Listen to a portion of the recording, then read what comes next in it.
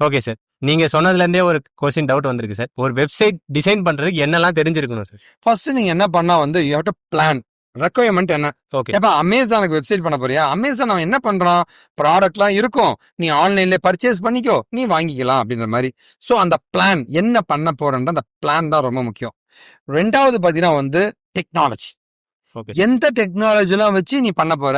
எப்ப ஸ்ட்ரக்சர் அந்த web பேஜ்லாம் design பண்றதுக்கு HTML-ம், கலருக்கு CSS-ம், ஃபங்க்ஷனாலிட்டிக்கு ஜாவா ஸ்கிரிப்ட், அப்புறம் இன்னும் ஃபாஸ்டா பெர்ஃபார்ம் பண்றதுக்கு ரியாக்ட், இதெல்லாம் நான் பயன்படுத்த போறேன்பா. நீ என்ன டெக்னாலஜி?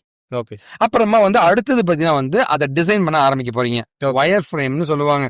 இப்போ எடுத்தோன்னே ஒரு லாகின் பேஜ் வரணும், அதுல இருந்து இன்பாக்ஸ் பேஜ் வரணும், அங்க இருந்து சென்ட் ஐட்டம் பேஜ் வரணும் அப்படின்ற மாதிரி வந்து வயர் ஃப்ரேம் டிசைன் பண்ணுவீங்க. சோ இது டிசைன் பண்ணி முடிச்ச பின்னாடி நாலாவதா பாத்தீங்கன்னா வந்து உங்களுடைய டிசைனே வந்து அந்த UI இன்டர்ஃபேஸஸ்ங்க. என்ன மாதிரி கலரு, எப்படி இருக்கணும் ஃபாண்ட், என்ன மாதிரி டிசைன்ஸ்லாம் இருக்குன்றத முடிவு பண்ணுவீங்க. இது முடிவு பண்ண பின்னாடி நான் அஞ்சாவதா பண்ண வேண்டியது ரெஸ்பான்சிவ் டிசைனிங். அப்பா என் வெப்சைட் வந்து மொபைல்ல மட்டும் வேலை செய்யக்கூடாதுப்பா, லேப்டாப்லயும் வேலை செய்யணும், டேப்லயும் வேலை செய்யணும். அப்ப அந்த ரெஸ்பான்சிவ் வெப் டிசைனிங் இருக்கா? அண்ட் ஃபைனலா கொண்டு போய் அதை சர்வர்ல டிப்ளாய் பண்றதுங்க. வெப்சைட்டை ரெஜிஸ்டர் பண்ணிட்டு சர்வர்ல டிப்ளாய் பண்றது. 6 ஸ்டெப்பையும் கத்துக்கிட்டீங்கன்னா நீங்க ஒரு வெப்சைட்டை தயாரிச்சிட முடியும். வெப் டிசைன்னா என்ன சார்? அதை பத்தி கொஞ்சம் டீடைலா சொல்லுங்க. ஸோ வெப் டிசைன் அப்படின்னு பாத்தீங்கன்னா வந்து ஒரு பிசினஸ் இருக்குன்னு வச்சுக்கோங்களேன். அந்த பிசினஸ்க்கு வந்து 2 விஷயங்கள் தேவை அந்த பிசினஸை டெவலப் பண்ண. ஓகே, ஒரு ஜொமேட்டோன்னு இருக்குன்னு வச்சுக்கோங்க. ஜொமேட்டோக்கு ஒரு வெப்சைட், ஒரு மொபைல் ஆப்புங்க. அமேசான் இருக்குன்னா அமேசானுக்கு ஒரு வெப்சைட், ஒரு மொபைல் ஆப்.